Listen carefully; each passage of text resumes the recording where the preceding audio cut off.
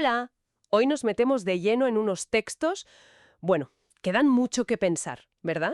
Pues sí, la verdad, son textos fascinantes. Hablamos de pasajes bíblicos y también de comentarios que los analizan, ¿eh? Relatos muy antiguos como el diluvio, la destrucción de Sodoma. Historias que todos conocemos, más o menos. Exacto. Pero la clave aquí, y es lo que vamos a explorar, es que no se ven solo como historia antigua, ¿sabes? Sino como ejemplos, como advertencias muy directas. Mencionas esa cita de la primera carta a los Corintios, para nosotros a los que han llegado al fin del tiempo, o sea que tendrían una aplicación actual.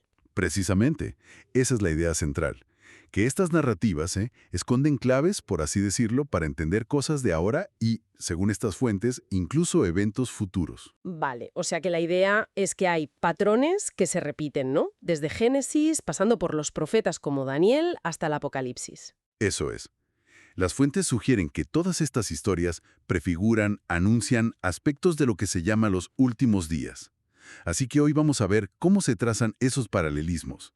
¿Y qué lecciones sacamos de ahí, supongo? Sobre, bueno, sobre nosotros, sobre la justicia divina. Sí, sobre la condición humana, sobre la justicia y sobre todo un tema que aparece una y otra vez, la necesidad de estar preparados, de no dejarse sorprender. Entiendo.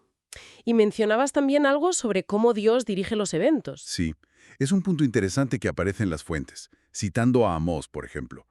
La idea de que Dios puede revelar sus planes a través de los profetas, guiar las cosas, pero ojo, sin quitar la libertad humana.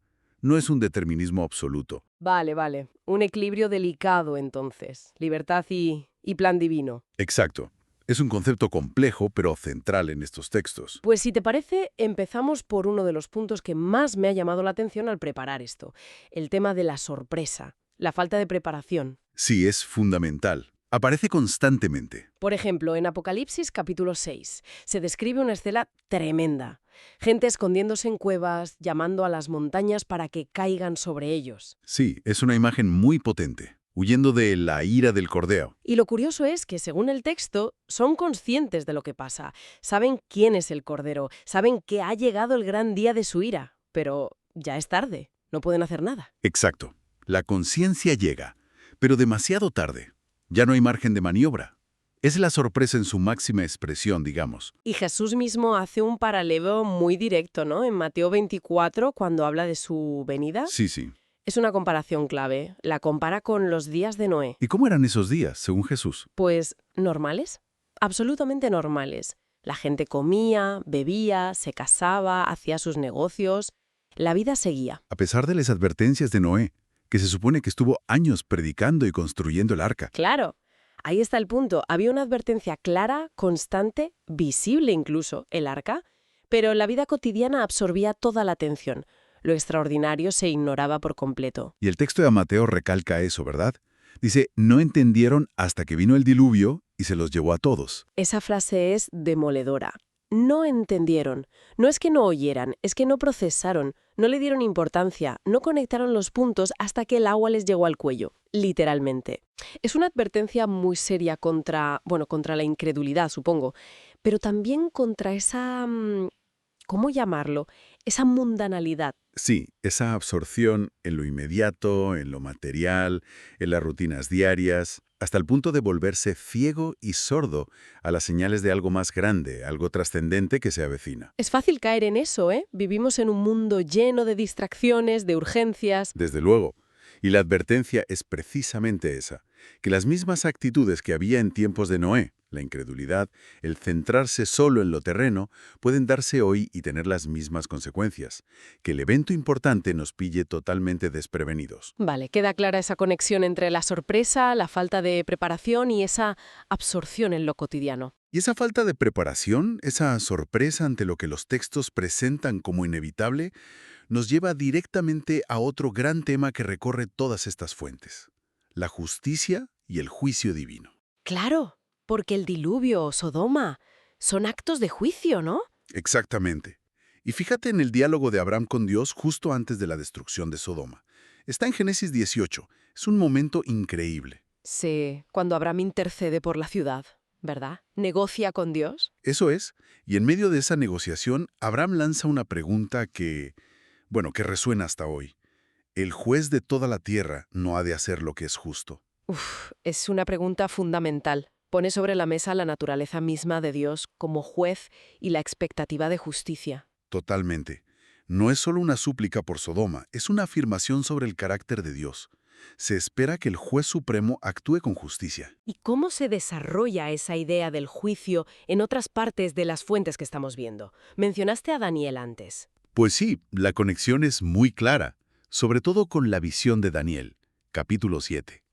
Ahí se describe una escena celestial impresionante. Cuéntame un poco más de esa escena. A ver, Daniel ve que se ponen tronos, varios tronos, y luego una figura venerable, descrita como un anciano de días, se sienta en el trono principal. Su ropa es blanca como la nieve, su pelo como lana limpia. Una imagen de pureza y autoridad ancestral, ¿no? Exacto.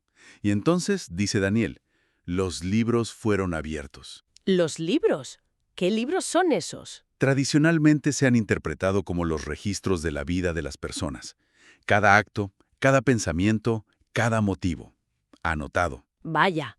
O sea, una especie de contabilidad celestial. Podría decirse así, sí. Y entonces, con los libros abiertos, comienza el juicio. Se examina todo. Es una escena muy solemne, de rendición de cuentas. Y este juicio, en algunas interpretaciones, se le llama juicio investigador, ¿verdad? Sí, ese es un concepto importante, especialmente desarrollado en la teología adventista, basándose en Daniel y otros pasajes. La idea es que este juicio celestial que describe Daniel es una fase previa al juicio final ejecutivo. Es un examen de los registros. Como una instrucción del caso, antes de la sentencia final. Algo así. Un proceso para determinar quiénes, a lo largo de la historia, han permanecido fieles a Dios, quiénes han aceptado la salvación ofrecida. ¿Y cuál es el resultado de ese juicio en la visión de Daniel? Pues fíjate qué interesante. Daniel dice que, después de examinar la situación, especialmente las acciones de un poder opresor simbolizado por un cuerno pequeño, el juicio se dio a favor de los santos del Altísimo. O sea que, a pesar de las dificultades y la opresión que sufren en la tierra, en el tribunal celestial se les hace justicia. Exacto. Y hay un elemento crucial más en esa visión.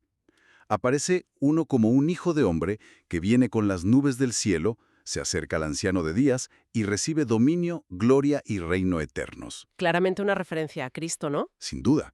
Se interpreta como Cristo intercediendo, representando a la humanidad fiel ante el Padre y recibiendo la autoridad final. Su intervención es clave para ese veredicto favorable a los santos. Entendido. Es una visión muy completa. Juicio, registros, examen, intercesión y un veredicto final de justicia. Sí, conecta perfectamente con la pregunta de Abraham. El juez de toda la tierra sí hace lo que es justo, aunque su justicia se desarrolle en un marco celestial y con unos tiempos que a nosotros se nos escapan. Vale, entonces tenemos las advertencias sobre la sorpresa, la descripción detallada de un juicio. La pregunta lógica es, ¿y qué hacer? ¿Cuál es la respuesta práctica que proponen estos textos para no ser de los que no entendieron? Pues la respuesta que emerge de forma consistente es doble, diría yo. Vigilancia activa y fe perseverante. Vigilancia y fe. ¿Cómo se concreta eso? Se cita mucho el ejemplo de Noé, por ejemplo en Hebreos 11. Dice que Noé, advertido por Dios acerca de cosas que aún no se veían, con temor reverente preparó el arca en que su casa se salvase. Temor reverente o santa reverencia, según la traducción, no es miedo paralizante, sino respeto profundo que lleva a la acción. Exacto. Esa reverencia, esa fe en la advertencia divina, lo movió a actuar durante décadas. Y dice Hebreos que por esa fe condenó al mundo. ¿Cómo que condenó al mundo? Bueno, en el sentido de que su obediencia, su preparación visible, el arca, era un testimonio constante contra la incredulidad y la indiferencia de los demás. Su fe puso en evidencia la falta de fe del resto. Entiendo. Su acción era un juicio en sí misma. Y esa actitud es la que se pide. Por eso Jesús insiste tanto en Mateo 24, después de hablar de Noé. Velad pues, porque no sabéis a qué hora ha de venir vuestro Señor. Y por tanto, también vosotros estad preparados. Es una llamada constante a la alerta, a no bajar la guardia espiritual. Sí, a vivir con una conciencia de que la historia tiene un rumbo y un clímax, y que nuestra vida diaria debe reflejar esa conciencia. Y mencionabas también la fe perseverante.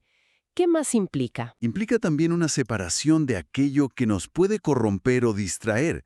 Se insiste en mantenerse sin mancha del mundo. Como la advertencia a Lot de salir de Sodoma y no mirar atrás. Exactamente. Hay ecos de esa historia en pasajes como Santiago 1:27, que habla de guardarse sin mancha del mundo, o en 2 Corintios 6:17, que dice, salid de en medio de ellos y apartaos, dice el Señor, y no toquéis lo inmundo. O sea, una fe que no solo cree, sino que también purifica, que transforma la forma de vivir y relacionarse con el entorno. Eso es, una fe activa como la de Abraham, que obedeció y salió de su tierra sin saber a dónde iba, o como la de Noé, que construyó contra toda lógica aparente. Una fe que se traduce en obras y en un estilo de vida coherente. Has mencionado antes de pasada a Elena G. White, sobre todo al hablar del juicio investigador. Sus comentarios, por lo que veo en las fuentes, también profundizan en estos temas, ¿no? Sí, muchísimo. Elena G. White fue una escritora muy prolífica e influyente, especialmente en la tradición adventista del séptimo día. Y sus comentarios sobre estos relatos bíblicos son, bueno, muy detallados y buscan conectar todo esto de forma muy práctica. ¿Qué puntos destacarías de sus aportaciones a esta conversación? Pues, por un lado, subraya mucho la idea de que, aunque Dios es increíblemente paciente, piensa en los 120 años antes del diluvio o la negociación de Abraham por Sodoma, esa paciencia tiene un límite. Que no se puede tentar a la suerte indefinidamente, digamos. Exacto. Hay un punto en que la copa de la iniquidad, como a veces se dice, se llena. Y las destrucciones pasadas, como el diluvio o Sodoma, se presentan como lecciones muy solemnes sobre las consecuencias de ignorar la luz, las advertencias, los privilegios que se han recibido. Una llamada a la responsabilidad por el conocimiento que se tiene. Precisamente. Pero, y aquí viene un punto que ella enfatiza muchísimo al hablar del juicio, es el papel de Cristo como abogado defensor. Ah, volvemos a la escena de Daniel 7, pero con más detalles sobre el rol de Cristo. Sí, ella describe el juicio investigador no como algo para informar a Dios, que ya lo sabe todo, sino como una demostración para todo el universo de la justicia y la misericordia divinas. Y en ese contexto, para aquellos que se han arrepentido sinceramente y han puesto su fe en Cristo. ¿Qué pasa con ellos en ese juicio? Pues Cristo actúa como su abogado. Presenta su propia vida perfecta, su obediencia sin tacha, su muerte sacrificial, y reclama el perdón y la aceptación para el pecador arrepentido. Frente a las acusaciones que las hay, porque los registros muestran los pecados, Cristo presenta su sangre y su justicia. O sea que la esperanza en ese juicio no está en la propia perfección, que es imposible, sino en la intervención de Cristo. Exactamente. Es un juicio basado en la ley divina, sí, donde se examinan las vidas. Pero la solución para el creyente no es negar la ley, ni sus faltas, sino acogerse a la gracia y la mediación de Cristo. Él satisface las demandas de la justicia en lugar del culpable. Eso añade una dimensión de esperanza y, bueno, de seguridad para el creyente en medio de una idea tan seria como la del juicio. Sin duda, el juicio es real y solemne, pero la provisión de la gracia a través de Cristo es igualmente real y central en esta perspectiva. Muy claro. Entonces, si tuviéramos que resumir la visión que emerge de todas estas fuentes, ¿cómo lo harías? Pues yo diría que la visión principal es que estas historias bíblicas, lejos de ser, bueno, simples antigüedades o cuentos morales, se presentan como espejos y como advertencias vivas para nosotros hoy. ¿Espejos de nuestra propia naturaleza, quizás? Sí, reflejan patrones de comportamiento humano que no cambian. La tendencia a la distracción, a la incredulidad, a alejarse de los principios divinos. Y a la vez, son advertencias sobre las consecuencias lógicas y justas de esas elecciones. Y afirman la realidad de un momento de rendición de cuentas. ¿Un juicio final? Exacto. Un juicio donde, según describen Daniel o Apocalipsis, las vidas serán examinadas a la luz de la ley de Dios. Pero, y esto es crucial, también es un escenario donde la misericordia triunfa para los fieles gracias a la intervención de Cristo. No es solo juicio, es también redención para quien la acepta. Justicia y misericordia entrelazadas, entonces. Esa es la idea fundamental que recorre todos estos textos. Y todo esto, claro, nos deja con una reflexión potente para el día a día, ¿no? Desde luego. Si nos tomamos en serio esta idea de que hay un registro celestial, como describe en Daniel 7 y luego también Apocalipsis 20, con más detalle, donde nuestros actos, palabras, incluso motivos quedan anotados, y que habrá un momento de revisión, de juicio. Uf. Es una perspectiva que impacta, ¿verdad? Sí, la pregunta es, ¿qué impacto real tendría esa perspectiva si la asimiláramos de verdad en nuestras decisiones diarias? en las pequeñas y en las grandes, en nuestras prioridades, en cómo tratamos a los demás, en qué dedicamos nuestro tiempo y energía. Cambiaría bastante las cosas, probablemente. Daría una dimensión diferente a todo. Ahí queda la pregunta para que cada cual le dé vueltas. Una perspectiva que, como mínimo, invita a la reflexión profunda. Sin duda. Pues muchísimas gracias por este análisis tan detallado y esclarecedor. Ha sido muy interesante. Gracias a ti. Siempre es un placer profundizar en estos temas. Y a todos los que nos escuchan, esperamos que esta conversación les haya aportado luz y materia para pensar. Hasta la próxima.